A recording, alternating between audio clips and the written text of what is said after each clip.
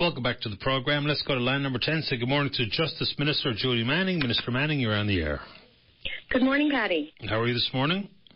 Good. I just wanted to take this brief opportunity, Paddy, to dispel some myths that seem to have been circulating yesterday about the introduction of 911 across the province.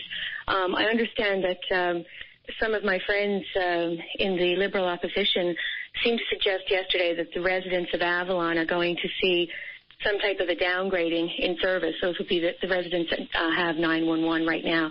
That concerns me a lot. It's really irresponsible to be suggesting that there's going to be any decrease in the level of service. And in fact, the residents of Avalon who currently have 911 will not see any change in their service.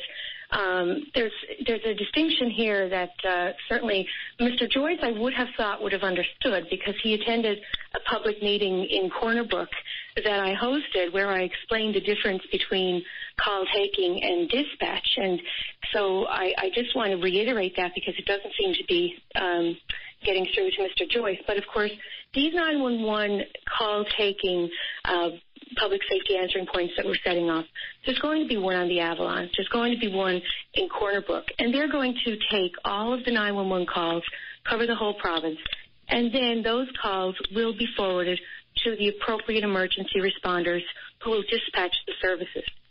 So, and the suggestion that I don't know anything about dispatch, I find that particularly amusing, because certainly in my young life I was an ambulance dispatcher. So and it was in an area that didn't have 911. So I certainly understand the frustrations of people trying to remember in a time of strife what the 7-digit number is to call the ambulance, or tourists in the area trying to locate the ambulance. So yes, I have some idea about dispatch because I did it for a number of years. How can we be sure of the level of service if we haven't ironed out who will be delivering said service? Because I know there's an ongoing standoff with the City of St. John's. So is it not a legitimate worry to wonder aloud what it's going to look like, feel like, and who will be delivering it, and how could we be assured that nothing will change? Certainly no downgrade will take place. Well, we've already ironed out who's going to be providing the service when we roll it out in the first week of March. And so even though we are having some difficulties in terms of our negotiations with the City of St. John's, the city has agreed to continue to provide its 911 call taking for the areas that it currently serves. And we've arranged with the Corner Brook Public Safety Answering Point to receive the rural. There's about 70,000 residents of Avalon that don't have 911 right now. Those calls will go to the Corner Brook PSAP in the interim until we're able to establish the Avalon PSAP. So these primary public safety answering points, they're essentially call-taking centers. They're call centers. And so, the thought even in terms of the I had said in Corner Brook that the RNC, a primary function of the RNC is not dispatch, and I stand by that. One thing that's for certain with me is I have no problem pointing or taking ownership of what I've said, and I've certainly seen some hesitance to do that as well with my friends in the opposition over the past fall and January that I've spent in the gallery. But do you think they're taking advantage of it because you're not in the House, and so that sets you up for maybe facing these types of comments, knowing that especially when it's debated on the floor and you're not there to speak your mind or to reiterate what you did or did not say? Do you think you're being attacked for that reason alone? Well, Paddy, I've been sitting in the gallery every day that the House has been open since I was appointed as minister. Some days much to my chagrin, because it is frustrating to sit there and hear statements made about me that I'm not in a position to respond to at that time. In terms of the issues that are falling under my department, I'm perfectly happy to meet with any of the members opposite to discuss these issues. I haven't turned down any opportunities to do so. I haven't turned down any opportunities to scrum with the media. So, I'm happy that the issues are being debated properly. Some of these side comments that nobody wants to take responsibility for, perhaps it's just as well that I'm not there to listen to those, because quite frankly it's frustrating to listen to them on the floor. I've heard some of the comments in the gallery, the personal comments, and while it's been frustrating, at the end of the day, it says more about the person who's making those statements than it does about the subject of the statements, in my view. Minister Manning, when it came to the rollout province-wide of the 911 system, was the self-imposed deadline the end of 2014? And if so, why are we waiting until March 1st? What led to this delay in the rollout? So there were some technical difficulties in terms of getting it rolled out, ensuring that everything was ready to go at the end of December. And so, in the interest of ensuring that this system was rolled out properly, and that certainly safety and security is paramount for our department, we decided that it would be prudent to wait until the first week of March. And we've had wonderful discussions with the City of Corner Brook, and we've had great cooperation with the City of St. John's in terms of arranging for the interim provision of the call-taking service while we have the Avalon PSAP basically, finalized. And I'll also point out, it's interesting to me that we have talked about possibly arranging with the RNC to do the PSAP, the primary PSAP, because there's a distinction. There's the primary PSAP and the secondary PSAP. So the primary PSAP does the call taking, the secondary PSAP does the dispatch. And so we have talked to the RNC here in St. John's about the primary PSAP. And, in truth, there's talk about the fire department receiving these calls. The fire department now receives the calls. 50% of those calls are actually police calls. So 50% of those calls go to the RNC. And then the balance, of course, is split between the ambulance and fire, and then, of course, calls that don't turn out to be worthy of response.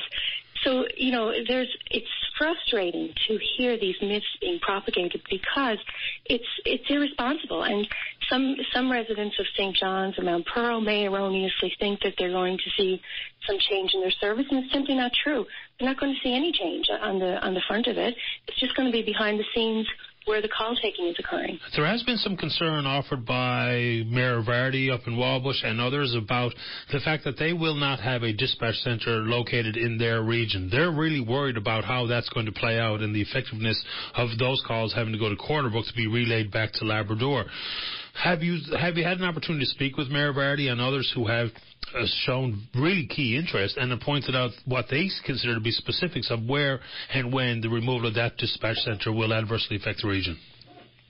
Actually, I spoke with Mayor Vardy. I guess it was back in January, but certainly it wasn't on this particular topic. In Corner Brook has been set up to handle the balance of the province outside of the Avalon, including Labrador. And again, it's not the dispatch that this 911, the basic 911 service deals with. Right. Basic 911 deals with simply taking the calls. And then each emergency responder, whether it's fire or ambulance or police, each emergency responder has its own provisions made for particular dispatch. There's just a couple more issues, and fair enough commentary on the 911 service and to allay fears in the northeast Avalon, or I guess on the Avalon Peninsula, and we hope that this will all work itself out, including the negotiations with the City of St. John's, which are obviously fairly contentious over operating budgets being carved out for their authority and oversight. A couple of questions just to do in the broad strokes of politics. With the redrawing of the boundaries in the hands of the Electoral Boundaries Commission, when I've seen a bunch of maps that have come in, people are, in their own free time, constructing what they think it may look like at the end of the day, and there is some consideration that Placentia St. Mary's will be changed. And that's the district you said that you choose to run in, having opted out of the by-elections and others.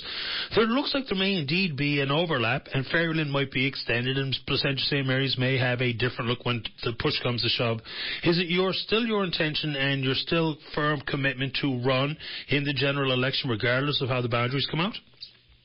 I'm definitely running in the district where St. Bride's finds itself at the end of the no matter what. At the end of the process, no matter what. I couldn't be more excited to become an elected member, hopefully, depending on how the people of the district that's ultimately derived from this process, how the people feel. If the people are satisfied to give me that mandate, I couldn't be more excited to represent the people. Certainly it'll be people on the Southern Avalon, and I'm really happy about that. So I'm looking forward to that opportunity immensely. One of those issues inside of that is, and I think the nomination processes for all parties have been under scrutiny, and rightfully so, because we all want, as an electorate, a competitive process, and no one being given a leg up by the Premier or the District Association or otherwise. How can people be sure that there will be a competitive process when it comes to you? Because you've been a firebrand, and your appointment was very controversial, still being discussed. People still trying to win political points on it, and of course the merits for the PCs. How can we all know there will be a competitive process in place for your nomination when and if you choose to run, and wherever St. Bride's falls in the new map? Well, certainly for the nomination process, I'll be entering the nomination process just like any other candidate would. You're absolutely right. There is a certain name recognition that comes with having been appointed a minister, and certainly, that type of name recognition also comes with incumbents as well. But the nomination process for the Progressive Conservatives, I'm confident will be a fair one, and it'll certainly be open to anyone who wishes to put his or her name forward. One last question for you this morning. When it comes to the Electoral Boundaries Commission, when it was eventually named, when the Chief Justice put Judge Stack in place, and then the Speaker throughout the nominees put forward by their parties, for additional gentlemen, so a 5-man panel and no women represented. Part of your portfolio is as the Minister of the Status of Women. Your comments as to how people have perceived that there was a slight against women. There was an opportunity to further engage women in the political process, and an easy one here could have been appointment of women to this committee. How do you react to that, and do you share the concerns that many do, especially those representing women's organizations like Equal Voice, Ms. O'Leary and her counterparts, that they're dismayed and they find it the extension of the willful omittance of women on these committees? Your comments?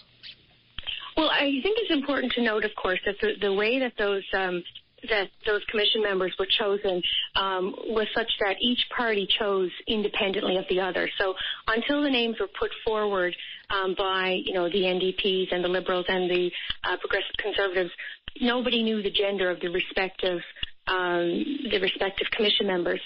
Would it be desirable to have greater female representation in all levels of society? Of course it would.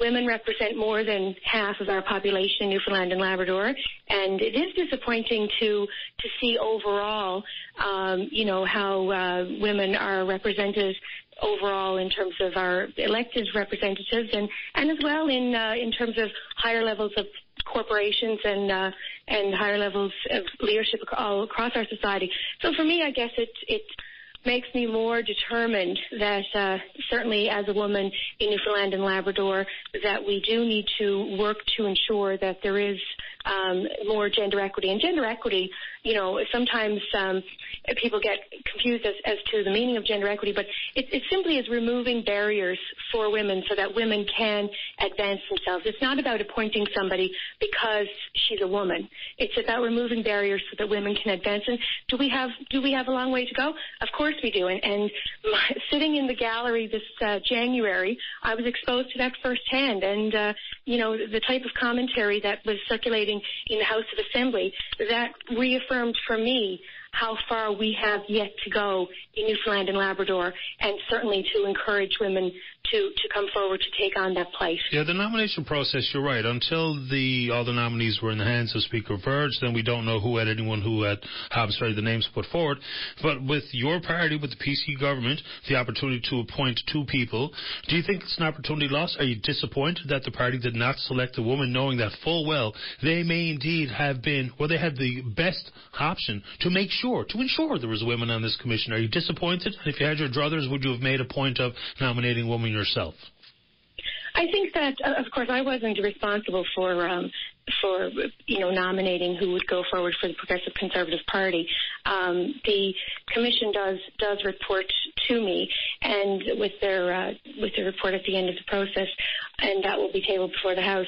Regarding the selection of 2 male commission members by the Progressive Conservatives, again, I think it's indicative of, historically, who are the people who've been involved in politics? Who are the people who have actually come to the forefront? We live in a society where it's just much more conducive for men to have that experience and for men to have made those,